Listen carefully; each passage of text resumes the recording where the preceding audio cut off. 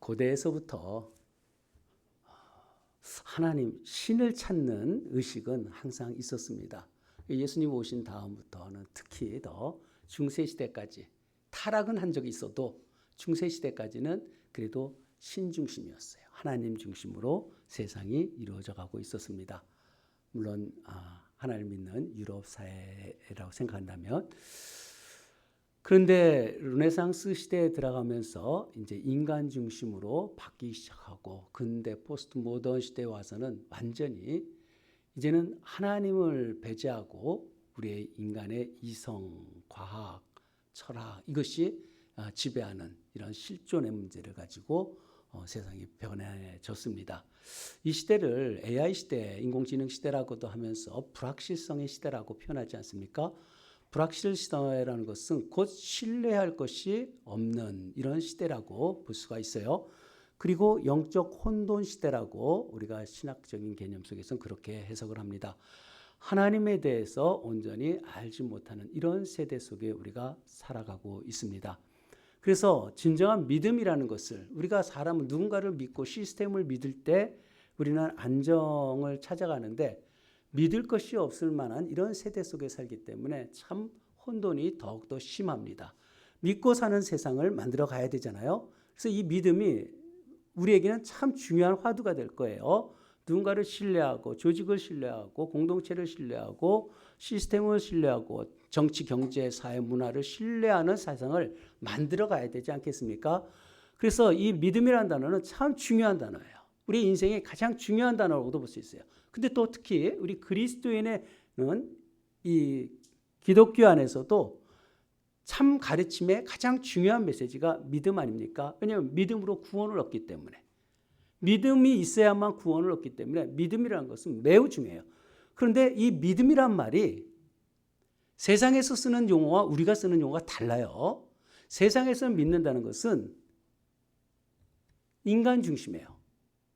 인간 중심이고, 교회에서 믿는다는 것은 하나님 중심이에요. 그래서 이 믿음이 우리가 잘 분별을 해서 사용해야 하는데, 교회 안에서도요, 세상의 믿음과 똑같이 혼용해서 쓰는 그러한 잘못된 것이 있을 수 있어요. 그래서 이 믿음이 우리의 어떤 지식적인 것 동의하고 거기에 자기 확신이 들어가면 믿음이라고 생각해요. 자기의 인생을 살다가 배워왔던 것, 경험했던 것, 그런 가치관들, 이게 같이 합해져서 자기 확신이 강할수록 그 사람은 많은 것을 아는 것 같고, 거기에 대한 확실한 것을 붙들고 있어서 그 사람은 다른 것을 믿지 않고 자기 자신을 믿어요. 그래서 나를 믿는 거예요. 나를. 자기를 믿고요. 내가 믿는 거예요. 믿는 것도 대상을 내가 믿고 있는 거예요. 그런 사람은 교만해지는 거죠. 내가 지식으로, 내 알고 내 경험으로 찾고 있으니까 이게 교만해요. 그래서 많이 할수록 교만해지는, 많이 가질수록 교만해지는 이 세상이 바로 그런 모습을 갖는데, 그리스도 안에서의 믿음이라는 것은 하나님을 아는 거예요. 하나님을 믿는 거예요. 하나님을 믿는다는 건 뭡니까? 하나님을 믿을수록 나는 복종이 되어지는 거거든요. 나는 없고 하나님이 계시는 거기 때문에 하나님 앞에 사는 것이기에 그 믿음이 많을수록 겸손해진다는 거예요. 그래서 믿음이 클수록 겸손해져요. 그래서 사람이, 겸손한 사람이라는 것은 믿음이 있을 때 겸손할 수 있어요. 세상에서도 겸손한 모습을 가질 수 있지만 진정한 겸손은 믿음을 가졌을 때. 그래서 하나님, 예수님이 나는 온유하고 겸손하니 이런 말씀하잖아요. 이게 믿음이에요. 믿음이 있으면 겸손할 수밖에 없어요. 내가 없고 하나님이 계시기 때문에. 하나님은 우리에게 늘 말씀하잖아요. 너의 마음을 다하여 여호와를 신뢰하라. 내 명철을 의지하지 말라. 우리는 자기 명철을 가지고 의지하며 그게 내 믿음이라고 생각하는데, 믿음은 나를 강화시키는 것이 아니에요. 어찌 보면 믿음이란 것은 나를 포기할 때 진정한 믿음이 생겨요. 아시나요? 나는 이렇게 하고 저렇게 하고 하나님 믿음을 가지고 내가 이렇게 산다 저렇게 산다는데, 그 바닥을 치고 내가 할 수 있는 것이 아무것도 없다는 것을 그때 깨닫고, 그때 하나님 앞에 두 손 들 때 그때 믿음이 생기는 거예요. 철저하게 나를 부정할 때 그때 믿음이 진정으로 생긴다는 것을 아시길 바랍니다. 근데 우리는 그 믿음이 아니라 내 믿음을 가지고 뭘 해가려는 이런 삶이 얼마나 우리 속에 많이 있습니까? 그래서 오늘 믿음에 대해서 바르게 이해하고 참된 믿음으로 살았으면 좋겠어요. 왜? 교회 다니는 사람들이 왜 싸우고 다투고 미워하고, 이건 믿음이 없든지 믿음을 잘못 알고 있든지 교회가 분열되고, 그거 왜 그래요? 이것은 바로 믿음의 문제예요. 믿음이 있는지 없는지, 믿음을 잘못 알고 있든지, 이것을 우리가 분별하기 위해서라도 우리가 참된 믿음이 무엇인지를 아는 시간이 되길 축복합니다. 오늘 말씀해 보면은요, 믿음이 어디서부터 시작되냐면은 너희는 그 은혜로 인하여 은혜부터 시작된다는 거예요. 은혜로 의하여 믿음으로 말미암아 구원을 받는다. 여러분, 믿음으로 구원받는다는 이야기만 하지 마시고요, 더 중요한 것은 은혜에 의해서 믿음이 생성된다는 걸 알아야 돼요. 여기서부터 시작돼야 돼요. 은혜는 간대였고 믿음으로 구원한다 그래서 입으로 나 예수 믿어요, 영접 기도하고 이것으로 끝나는 것이 아니라 은혜를 배워야 돼요. 은혜가 뭡니까? 은혜라는 것은 내가 얻을 수 없는데 주시는 거예요. 자격이 없는 우리에게 주시는 거예요. 내가 구원을 받는데 구원을 우리가 받을 수 있어요? 사실 구원은 우리가 받을 수 있는 것이 아니잖아요. 그런데 그 구원을 하나님 우리에게 주세요. 무엇으로? 은혜로 말미암아 은혜에 의해서 믿음을 주시기 때문에. 그래서 믿음은 선물이라고 표현하는 거예요. 맨 마지막에 그러잖아요. 구원을 받았는데 그 구원은 너에게서 난 것이 아니라 하나님의 선물이라고 하잖아요. 은혜가 바로 이런 선물이에요. 하나님이 우리에게 받을 자격이 없는데 우리에게 이 은혜를 베풀어 줬어요. 그래서 믿음을 줬어요. 그래서 구원을 얻었어요. 어떤 사람 혹자는 이런 말들을 많이 하잖아요. 아니, 누구는 은혜를 주셔서 믿게 하셔서 구원을 받고, 누구는 은혜가 없어서 믿지 못해서 구원을 못 받는다. 하나님은 편파적인가? 아니면 불공평하신가? 나 그래서 하나님 믿을 수가 없어. 이런 사람도 있어요. 그 교리를 부정하든지 선택 교리를 부정하든지 이걸 자기가 부정하는 사람들이 있다니까요. 똑똑해 보이죠? 하나님이 불공평하신가? 여러분, 그 잣대를 가지고 하나님이 불공평하다면요, 우리가 구원받을 자가 어디 있겠어요? 우리의 인간의 잣대를 가지고 하나님이 불공평하다면 우리는 구원받을 자는 아무도 없어요. 하나님이 우리를 사랑하사 우리에게 은혜를 베푸시고 믿음을 가지고 구원에 이르게 한 것이 얼마나 감사합니까? 여러분, 이것이 내 생각 속의 인간적인 지식을 가지고 이해되지 않는다고 하나님을 부정한다? 여러분, 이건 뭐예요? 피조물이 조물주를 판단하고 있는 거잖아요. 우리의 생각 속에 하나님을 담고 있고 우리 생각으로 하나님을 해석하려는, 이게 얼마나 어리석은가를 우리가 알아야 돼요. 이게 무슨 뜻인가? 아니, 유한이 무한을 어떻게 이야기할 수 있어요? 우리가 어떻게 초월적인 것을 우리가 이해하고 깨닫고 말할 수 있어요? 그것이 아니라 하나님이 어떠한 분이라는 것을 믿는다면, 정말 창조주시고 그분을 내가 의지하고 산다면 그분이 나를 은혜를 주셔서 나에게 믿음으로 말미암아 구원을 얻었다면 감사할 일이지. 그게 얼마나 큰 감사입니까? 우리가 다 이해는 뭐 안 될지라도 머릿속에 이해가 안 될 수도 있죠. 정말 왜 누구는 택하고 누구는 택하지 않나, 이런 생각할 수 있어요. 그래서 알미니안에서는 그런 표현을 해요. 하나님이 믿을 것을 알고 택했다, 이렇게 표현해요. 거기도 택함에 대한 것은 인정하죠. 그런 어떤 방식을 통해도 하나님이 나를 택해 주셨다는 것 때문에 감사해야지. 누구는 택하고 누구는 택하지 않았다고 불공평한 하나님이라고 생각한다는 인간의 교만이 얼마나 악한 건가요? 여러분, 우리에게는 하나님이 믿음으로 말미암아 구원 얻었다는 것, 은혜를 주셨다는 것 감사하시기 바랍니다. 이 감사가 우리에게 얼마나 감사한 건지를 우리가 알아야 돼요. 그리고 말씀하잖아요. 너에게서 난 것이 아니다. 너에게서 난 것이 아니다. 하나님의 선물이다. 그래서 밀리는 진리를 깨달아가는 영적 체험이에요. 믿음이 뭔가? 믿음이 뭔가? 믿음은 하나님이 우리에게 하나님의 영이 우리 속에 들어오셔서 싹을 피우는 거예요. 하나님의 영이 우리 속에서 하나님이 누구신지 믿어지게 하는, 사실 이게 믿어질 일입니까? 창조도 우리가 저는 믿어져요. 근데 정말 그거 못 믿을 만한 사람들 너무 많잖아요. 노아의 배에 그 크기에 8명 타고 그래서 세상을 또 그렇게 만들었다? 이것도 사실 이해하기가 쉽지는 않아요. 홍해가 갈라지고 하늘에서 만나가 내리고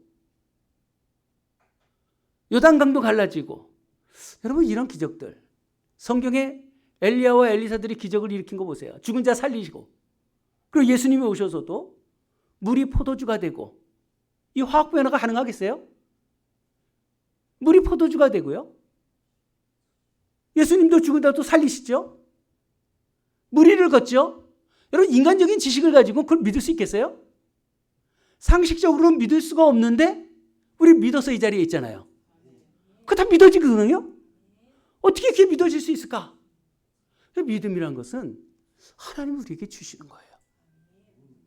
믿음이 얼마나 소중한지 하나님이 우리에게 이 믿음을 주셔갖고 내가 믿는 게 아니라 하나님이 주신 선물로 우리가 받았어요. 그래서 어찌 보면 이 믿음이라는 것은 내 안에서 성령께서 역사하시는 증거예요. 성령이 아니면 예수를 주라 부를 수 없다 그러잖아요.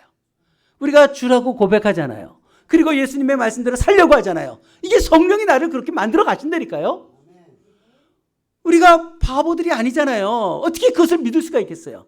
믿음은 바라는 것들의 실상이요 보지 못하는 것 증거라고 했는데, 아니 바라는 것이 어떻게 실상이 되어지고 보지 못했는데 어떻게 증거가 되어지나? 근데 그것이 믿음의 정의예요. 하나님은 우리를 그렇게 만들어 놓으셨어요. 근데 그것이 다 믿어지잖아요. 그래서 우리 안에서 성령께서 내적인 부흥을 일으키시는 게 믿음이라는 거예요. 이 믿음의 역사들, 이 놀라운 것들, 그것을 믿고 살아간다는 것. 근데 우리만 그런 게 아니라 믿음의 선진들이 그렇게 살아왔어요. 성경에 기록된 것을 그대로 믿고 하나님 앞에 사는 그들이 우리보다 어리석어서 그랬을까요? 우리는 이 믿음을 우리에게 주신 것을 감사하시기 바랍니다. 정말 이것은 하나님이 주셨다는 거예요. 이 믿음을 우리에게 주셨어요. 그러면 이 믿음을 가지고 우리가 하나님 앞에 살아야 하는데, 이 믿음의 대상이 누굴까? 믿음의 대상이 나가 아니라는 거예요. 믿음은 막연하게 우리가 신앙생활하는 게 아니에요. 믿음은 오직 예수예요. 주 예수를 믿으라. 그래야만 너와 네 집이 구원을 얻으리라. 주 예수를 믿는 거예요. 예수를 믿는 거예요. 예수를 믿는다는 게 뭡니까? 예수 그리스도를 믿으려면 예수님이 우리에게 자신이 누구신지를 알려준 성경을 믿는 거예요. 성경 말씀을 믿지 못하고 성경을 알지 못하고 예수를 믿는다? 가짜예요. 성경을 모르고도 하나님의 말씀을 들었기 때문에 그것을 믿고 사는 사람은 가능하겠죠. 근데 성경 자체를 모르고 하나님의 말씀을 알지 못하고 예수님을 알지 못하고 믿음이 있다? 이것은 참된 믿음이 될 수가 없어요. 그분을 내가 알아야 믿는 거 아니겠습니까? 그래서 믿음의 대상이 있어요. 예수님을 믿는 거예요. 근데 우리는 예수님을 믿는다 그러는데, 예수님을 믿으면 예수님 밖에 그의 나라와 의를 구하며 살아야 되는데 과연 그렇게 사는가? 여기서 우리는 믿음의 대상을 알 수 있어요. 돈이 전부인 사람들이 얼마나 많아요. 교회 다니는데.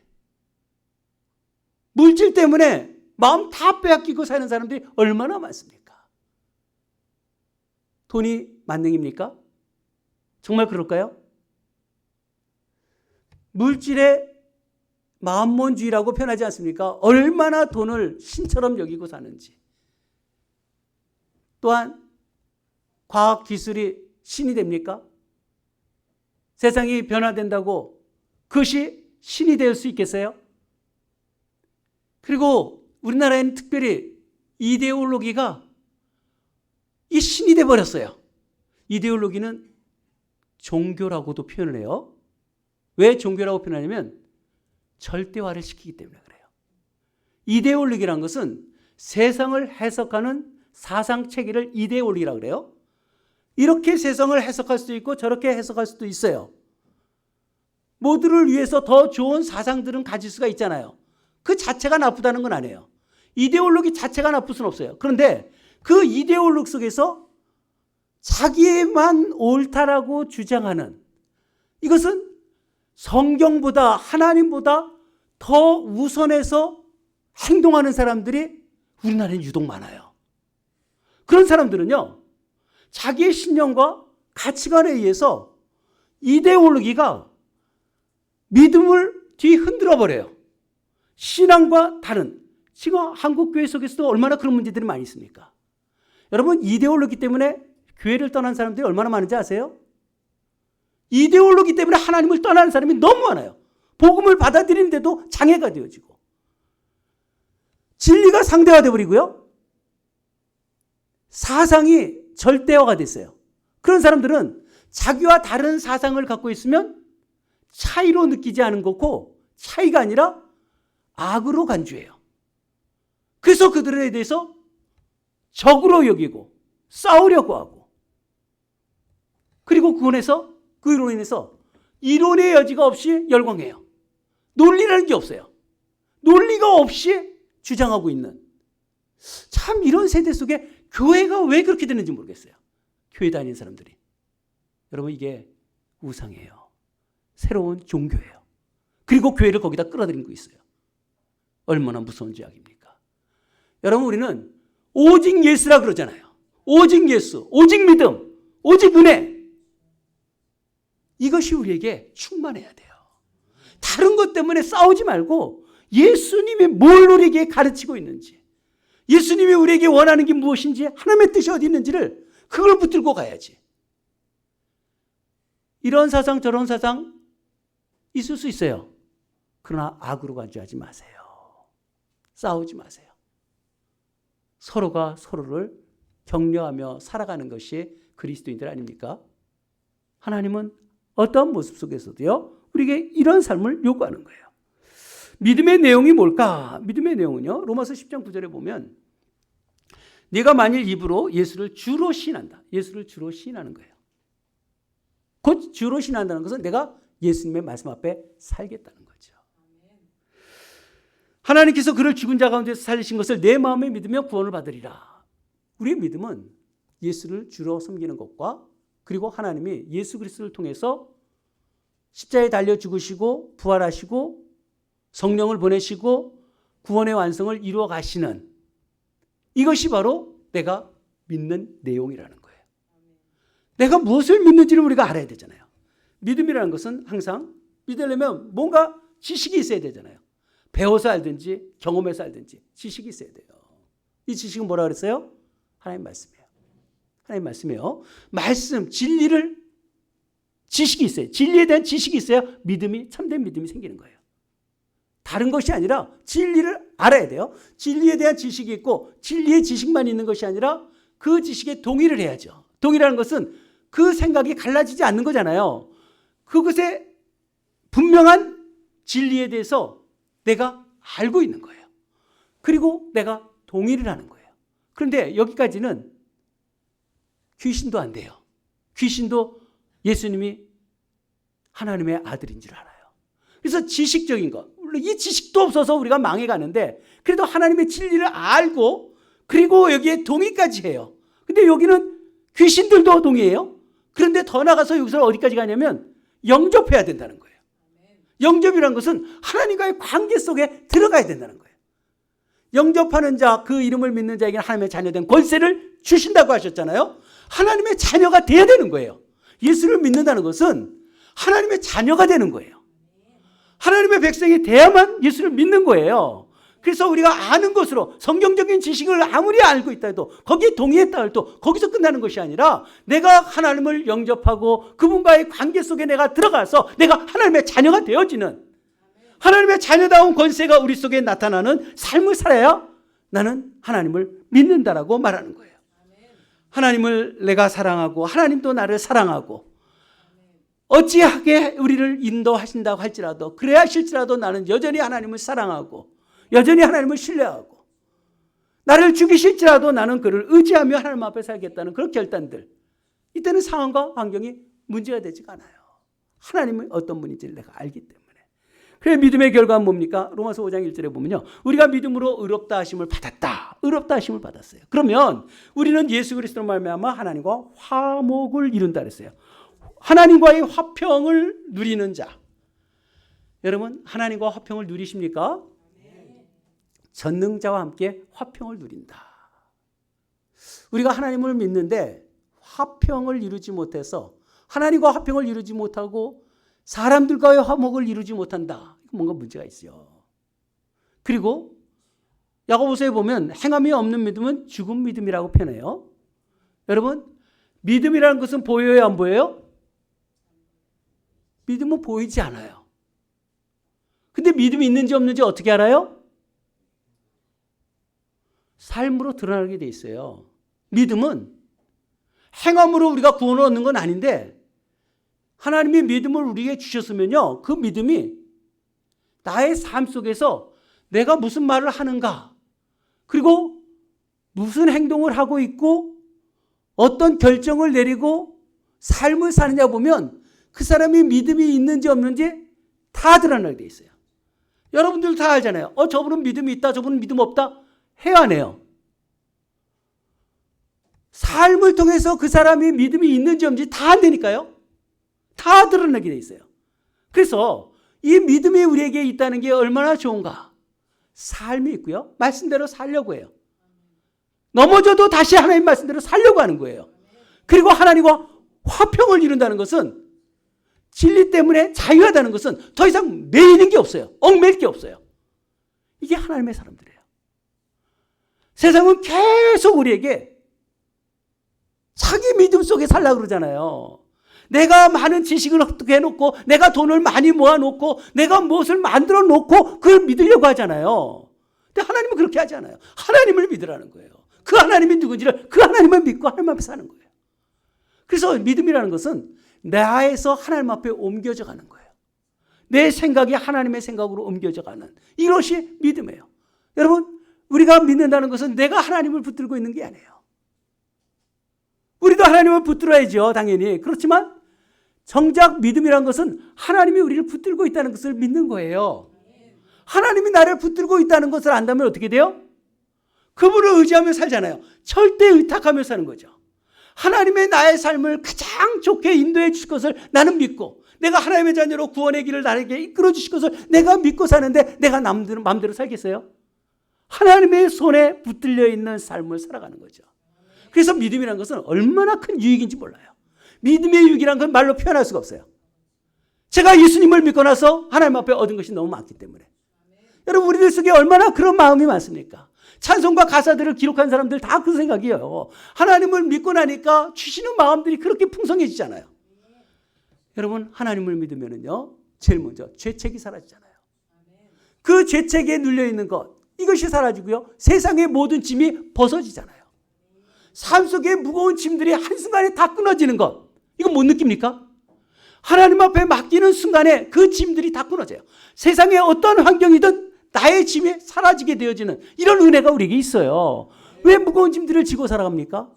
하나님 앞에 맡기면 되는데.